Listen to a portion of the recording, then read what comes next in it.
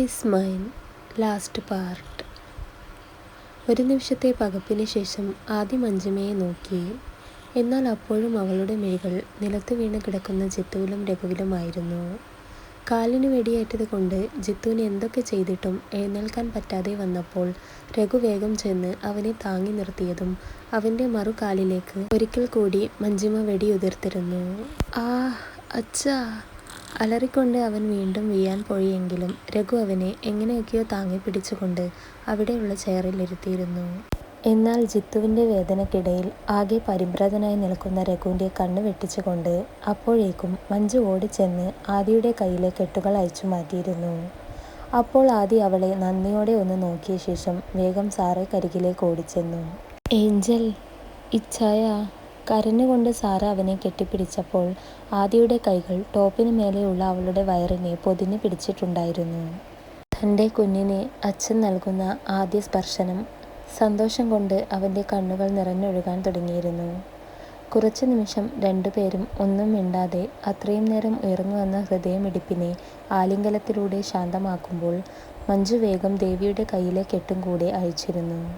എന്നാൽ ഈ സമയം വേദന കൊണ്ട് പുളയുന്ന ജിത്തുവിൻ്റെ അവസ്ഥ കണ്ട് ആകെ ഭ്രാന്ത് പിടിച്ചതുപോലെയായ രഘു അലറിക്കൊണ്ട് തിരിഞ്ഞപ്പോൾ തന്നെ വായുവിൽ പറന്നുകൊണ്ട് ആദ്യം അയാളുടെ മുഖം നോക്കി ഒരടി കൊടുത്തിരുന്നു.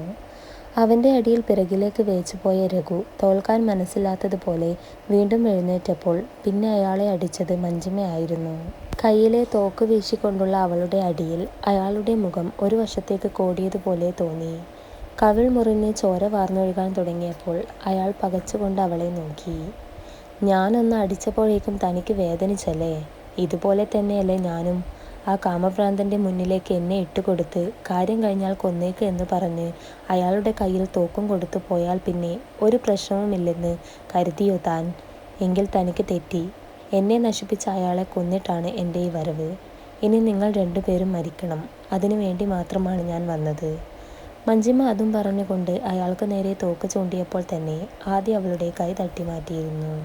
അത് കണ്ട രഘു പേടിയോടെ വേഗം തന്നെ കസേരയിൽ വേദന കടിച്ചു പിടിച്ചുകൊണ്ടിരിക്കുന്ന ജിത്തുവിൻ്റെ അരികിൽ ചെന്നുകൊണ്ട് അവനെ പിടിച്ചു എഴുന്നേൽപ്പിക്കാൻ നോക്കിയെങ്കിലും അവനാവുന്നില്ലെന്ന് കണ്ടതും അയാൾ സ്വയം രക്ഷപ്പെടാൻ വേണ്ടി തിരിഞ്ഞോടാൻ ശ്രമിച്ചതും അയാൾക്ക് മുന്നിൽ നിൽക്കുന്ന ആദിയെ കണ്ടപ്പോൾ ഭയത്തോടെ ഒന്ന് പിറകിലേക്ക് നീങ്ങിപ്പോയി. എൻ്റെ കുടുംബത്തെ ദ്രോഹിച്ച സ്വന്തം ഭാര്യയാണെന്ന് പോലും നോക്കാതെ ആ പാവൻ രമാന്റിയെ കൊന്ന നിങ്ങളെയും നിങ്ങളുടെ ഈ വിഷവിത്തിനെയും ഞാൻ വെറുതെ വിടുമെന്ന് കരുതിയോ? ആദ്യം അതും പറഞ്ഞുകൊണ്ട് ദേഷ്യത്തിൽ രഘുവിൻ്റെ കൈ രണ്ടും പിടിച്ച് പിന്നിലേക്ക് തിരിച്ചടിച്ചപ്പോൾ അവൻ്റെ ശക്തിക്കും ദേഷ്യത്തിനും മുന്നിൽ വേദനയോടെ അലറി വിളിക്കാനേ അപ്പോൾ അയാൾക്കായുള്ളൂ. അതുകൂടെ ആയതും ചെയറിൽ വേദനയോടെ ഇരിക്കുന്ന ജിത്തുവിൻ്റെ മുഖം പേടിയോടെ വിളറി. ആദ്യ രഘുവിന് നേരെ നടത്തുന്ന സംഹാര താണ്ഡവം കണ്ടു നിൽക്കാനല്ലാതെ ഒന്ന് എഴുന്നേറ്റ് ഓടി രക്ഷപ്പെടാൻ പോലും അവനായില്ല. ഇതേ സമയം ഭ്രാന്ത് പിടിച്ചതുപോലെ കയ്യിൽ കിട്ടുന്നതെല്ലാം കൊണ്ട് രഘുവിനെ തലങ്ങും വിലങ്ങും അടിക്കുകയാണ് ആദി. അയാൾ അത്രയും നാൾ ചെയ്ത നീചകൃത്യങ്ങൾ ഓരോന്നും മനസ്സിൽ തെളിയവേ അവനിൽ അയാളോടുള്ള പക വർദ്ധിക്കുകയും അത് അടിയുടെ രൂപത്തിൽ പുറത്തേക്ക് വരികയും ചെയ്തു. ഒടുക്കം ഇനിയും അവൻ്റെ അടി താങ്ങാൻ വയ്യാതെ രഘു അവനെ എങ്ങനെയൊക്കെയോ തള്ളി മാറ്റിക്കൊണ്ട് പുറത്തേക്ക് ഓടിയപ്പോൾ അയാൾക്ക് പിറകിൽ ഓടിയ ആദി രഘു വെപ്രാളത്തിൽ ആ വലിയ ബിൽഡിങ്ങിൻ്റെ അറ്റത്തേക്കാണ് ഓടുന്നത് എന്ന് മനസ്സിലാക്കിയപ്പോൾ അവൻ്റെ മുന്നിൽ അവിടെ പണിയുടെ ആവശ്യത്തിനായി കൊണ്ടുവച്ച ഇരുമ്പിൻ്റെ 2 വടിയെടുത്തുകൊണ്ട് ഓടിക്കൊണ്ടിരുന്ന രഘുവിൻ്റെ പിറകിലേക്ക് എറിഞ്ഞു. ആ! ഒരലർച്ചയോടെ അയാൾ താഴേക്ക് വീഴുന്ന ശബ്ദം കേട്ട് അങ്ങോട്ട് നോക്കിയ ആദി കാണുന്നത് താഴെ പണിക്ക് കൊണ്ടുവന്ന വലിയൊരു മെഷീനിലേക്ക് തെറിച്ചു വീണ് കൈയും തലയുമൊക്കെ വേർപെട്ട് കിടക്കുന്ന രഘുവിനെയാണ്. തെറ്റു ചെയ്തവൻ ആരായാലും ഒരു നാൾ മരണത്തെ പുൽകണം, സ്വയം മനസ്സിൽ പറഞ്ഞുകൊണ്ടവൻ തിരിഞ്ഞു നടന്നു. സാറയുടെയും ദേവിയുടെയും ഒക്കെ അടുത്തേക്ക് പതിയെ നടന്നു വന്ന ആദി ഒരു നിമിഷം മുന്നിലുള്ള കാഴ്ചയിൽ ഞെട്ടിത്തരിച്ചുകൊണ്ട് നിന്നുപോയി. കസേരയിൽ നിന്നും എങ്ങനെയൊക്കെയോ വീണു നേരത്തെ മഞ്ജിമയുടെ കയ്യിൽ നിന്നും തെറിച്ചു വീണ തോക്കെടുത്ത് അത് സാറയുടെ നേർക്ക് നീട്ടിപ്പിടിച്ചുകൊണ്ട് പകയോടെ തന്നെ നോക്കിയിരിക്കുന്ന ജിത്തുവിനെ ആദ്യം ഒരു നിമിഷം തരിച്ചുകൊണ്ട് നോക്കി നിന്നുപോയി. അവൻ്റെ പെട്ടെന്നുള്ള അറ്റാക്കായതുകൊണ്ട് തന്നെ ദേവിക്കും മഞ്ജുവിനും ഒന്നും ചെയ്യാനായില്ല. അവർ ദയനീയമായി ആദിയെയും സാറയും നോക്കി നിന്നുപോയി. ഡാ! ആദ്യം അലറിക്കൊണ്ട് ജിത്തുവിന് നേരെ വന്നപ്പോൾ അവൻ തോക്ക് സാറയുടെ വയറിലേക്ക് ചൂണ്ടിയിരുന്നു. അത് കണ്ടപ്പോൾ ആദിയുടെ കാലുകൾ ഒരു നിമിഷം നിശ്ചലമായിപ്പോയി. ഇച്ഛായ! വേണ്ട ഇച്ഛായ, അടുത്തോട്ട് വരണ്ട. നമ്മുടെ വാവ വേണ്ട ഇച്ഛായ, ആദിയെ നോക്കി ഉച്ചത്തിൽ കരഞ്ഞുകൊണ്ട് സാറ പറഞ്ഞപ്പോൾ ജിത്തു അവരെ രണ്ടുപേരെയും നോക്കി പുച്ഛത്തോടെ ചിരിച്ചു. രണ്ട് കാലിലും വെടികൊണ്ടതുകൊണ്ട് അവന് സാറയ്ക്കരികിൽ ചെല്ലാനാവാത്തത് കൊണ്ട് അവിടെ ഇരുന്ന് തോക്ക് അവൾക്ക് നേരെ നീട്ടിക്കൊണ്ടായിരുന്നു അവൻ ആദിയെ നോക്കിയത്. എന്താ അതിശേഷ അവിടെ തന്നെ നിന്ന് കളഞ്ഞത്? വാ, നിനക്കെന്നെ കൊല്ലണ്ടേ? നീ എന്നെ കൊല്ലാൻ പോകുന്നതിൻ്റെ ഒരു മിനിറ്റ് മുമ്പെങ്കിലും നിന്റെ പ്രാണനെയും പ്രാണന്റെ പാതിയെയും ഞാൻ ഈ ഭൂമിയിൽ നിന്നും ഇല്ലാതാക്കും. ദേഷ്യത്തോടെയുള്ള ജിത്തുവിൻ്റെ വാക്കുകൾ കേട്ടപ്പോൾ അവനെ കൊല്ലാനുള്ള കലിയിൽ ആദിയുടെ മുഷ്ടി ചുരുണ്ടു. പക്ഷേ വയറിൽ കൈചേർത്ത് തന്നെ ദയനീയമായി നോക്കി നിൽക്കുന്ന സാറയെ കാണും തോറും ആദിക്ക് അവളെ എങ്ങനെ അവൻ്റെ തോക്കിൻ്റെ മുന്നിൽ നിന്ന് രക്ഷപ്പെടുത്തുമെന്ന് അറിയില്ലായിരുന്നു. പിന്നെ മോളെ മഞ്ജുമേ, ഞാൻ നിന്നെ സഹായിച്ചത് നിനക്ക് ആദിയോടുള്ള സ്നേഹം കണ്ടിട്ടൊന്നുമല്ല. ദേ ഇവൾ, ഈ സാറയെ ആദ്യ കാഴ്ചയിൽ തന്നെ എനിക്ക് ഒരുപാട് ഇഷ്ടമായത് കൊണ്ടാണ്. നിന്നെ സഹായിക്കുക വഴി നീ ഇവരെ പിരിച്ചാൽ എനിക്കിവളെ കിട്ടുമല്ലോ എന്ന് കരുതിയിട്ടാണ്. പക്ഷേ എൻ്റെ കണക്കുകൂട്ടലുകളൊക്കെ തെറ്റിയപ്പോൾ ഞാൻ തന്നെയാണ് അച്ഛനോട് പറഞ്ഞ് നിന്നെ കൊല്ലാൻ ഏൽപ്പിച്ചത്. അവൻ്റെ കുറ്റസമ്മതം കേട്ടപ്പോൾ ഒരു നിമിഷം ആദിയുടെയും സാറയുടെയും ദേവിയുടെയും ഒക്കെ മുഖം മഞ്ജുവിന് നേരെ തിരിഞ്ഞു. എന്നാൽ ഒന്ന് ചലിക്കുക പോലും ചെയ്യാതെ ശില പോലെ നിൽക്കുകയായിരുന്നു അവൾ. അല്ലെങ്കിലും ഇനിയിപ്പോൾ എന്ത് പറഞ്ഞിട്ടും ചെയ്തിട്ടും എന്താ കാര്യം? ദേ ജിത്തു, നീയൊക്കെ ഒരു മനുഷ്യനാണോ? നിനക്ക് എങ്ങനെ മനസ്സ് വരുന്നു ഇങ്ങനെയൊക്കെ ചെയ്യാൻ?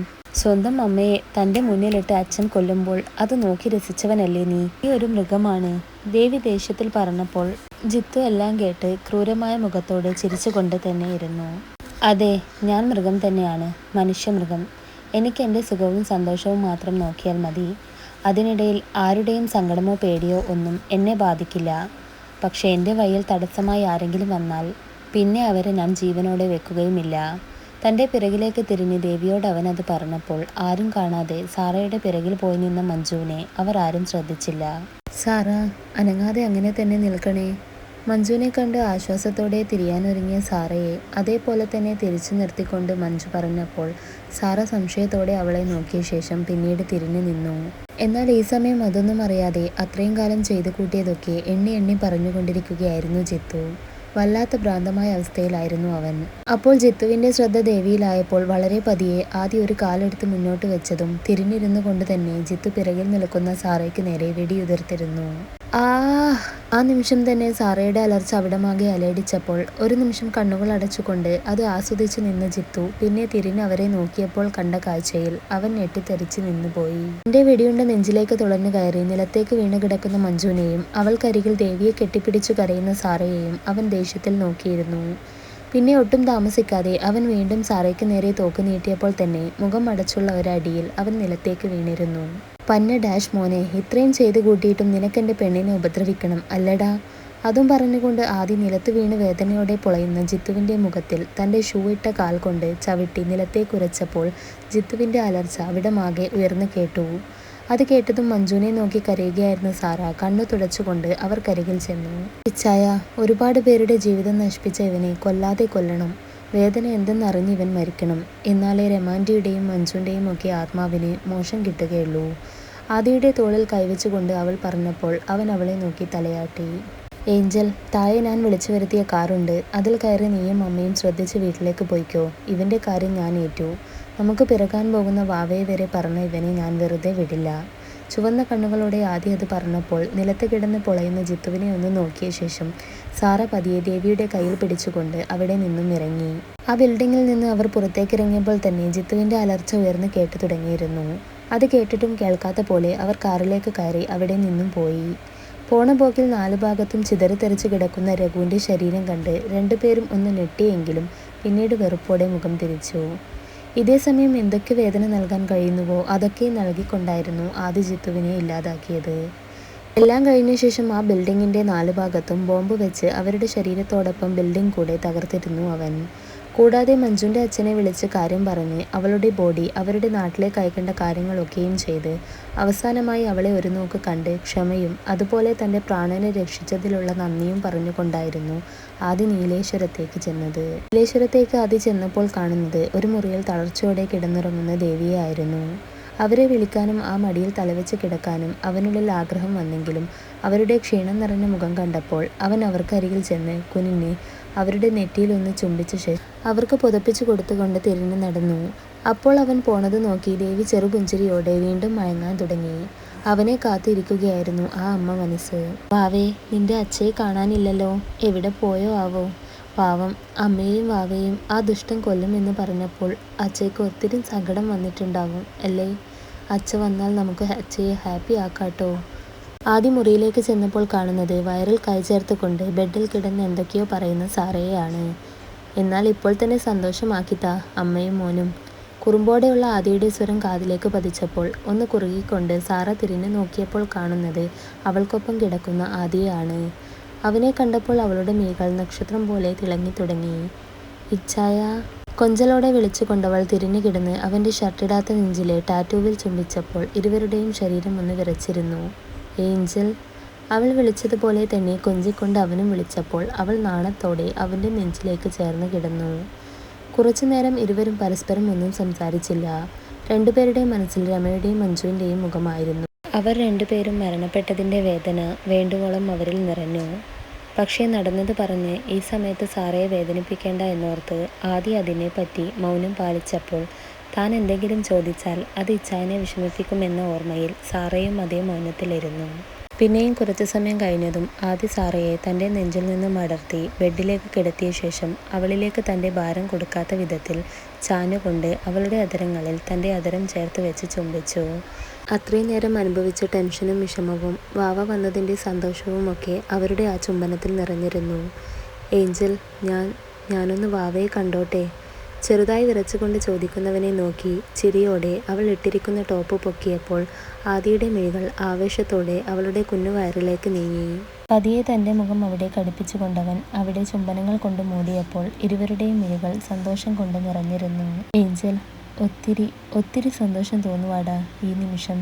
ശരിക്കും നീ എൻ്റെ ഭാഗ്യമാണ്. നിറങ്ങളില്ലാത്ത എൻ്റെ ലോകത്ത് പല നിറങ്ങൾ കൊണ്ടുവന്ന് അത്ഭുതം തീർത്തവൾ എൻ്റെ പ്രണയം. ആദ്യമൊക്കെ സ്വപ്നത്തിൽ നീ വരുമ്പോൾ ദേഷ്യമായിരുന്നു. പിന്നെ എന്തോ ഒരു കൗതുകം വന്നു തുടങ്ങി. അങ്ങനെ എന്നും നിന്നെ തന്നെ സ്വപ്നം കാണാൻ പറ്റണേ എന്ന് പ്രാർത്ഥിച്ചുകൊണ്ട് കിടക്കാൻ തുടങ്ങി. ഒടുവിൽ അന്ന് ആദ്യമായി നീ എൻ്റെ മുന്നിൽ വന്നപ്പോൾ, നിന്നെ നേരിട്ട് കണ്ടപ്പോൾ എൻ്റെ മനസ്സിൽ എത്രമാത്രം സന്തോഷം നിറഞ്ഞു എന്ന് പറയാൻ എനിക്കാവില്ല. അന്ന് മുതൽ നീയാണ് എൻ്റെ ലോകം, എൻ്റെ പ്രണയം, പ്രാണൻ, എല്ലാം നീയാണ്. You are mine, always mine, love you Angel.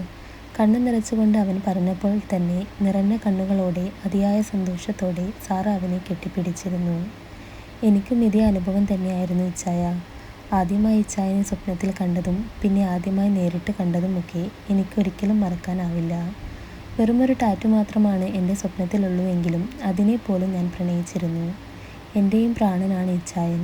ഇച്ഛായനെ വിട്ട് ഈ ഏഞ്ചലിനൊരു ജീവിതമില്ല. അത്രമേൽ ഭ്രാന്താണ് നിങ്ങൾ എനിക്ക്. മരണത്തിൽ പോലും എനിക്കിതേ ഇങ്ങനെ ഇച്ഛായൻ്റെ നെഞ്ചോട് ചേർന്നിരിക്കണം. ലവ് യു ടു ഇച്ഛായ. അവൾ പറഞ്ഞു പൂർത്തിയാക്കിയപ്പോൾ അവനും സന്തോഷത്തോടെ അവളെ പൊതിഞ്ഞു പിടിച്ചു. ഇനി ആർക്കും വിധിക്ക് പോലും തൻ്റെ പ്രാണനെ വിട്ടുകൊടുക്കില്ല എന്ന് മനസ്സിൽ ഉറപ്പിച്ചുകൊണ്ട് ആ രാത്രി പുലരുവോളം അവർ പരസ്പരം സംസാരിച്ചും സ്നേഹിച്ചും കൊണ്ടിരുന്നു. കൂടെ വരാൻ പോകുന്ന തൻ്റെ പൊന്നോമനെ ഓർത്തുള്ള സന്തോഷത്തിൽ അവർ നിന്നു. ഒരിക്കലും പിരിയാനാവാതെ പരസ്പരം ഹൃദയം പങ്കുവെച്ചുകൊണ്ട്. അവരുടെ പ്രണയം അങ്ങനെയാണ്. അവൾ എന്നാൽ അവൻ തന്നെയാണ്, അവൻ്റെ പ്രാണൻ, ഹിസ് മൈൻ.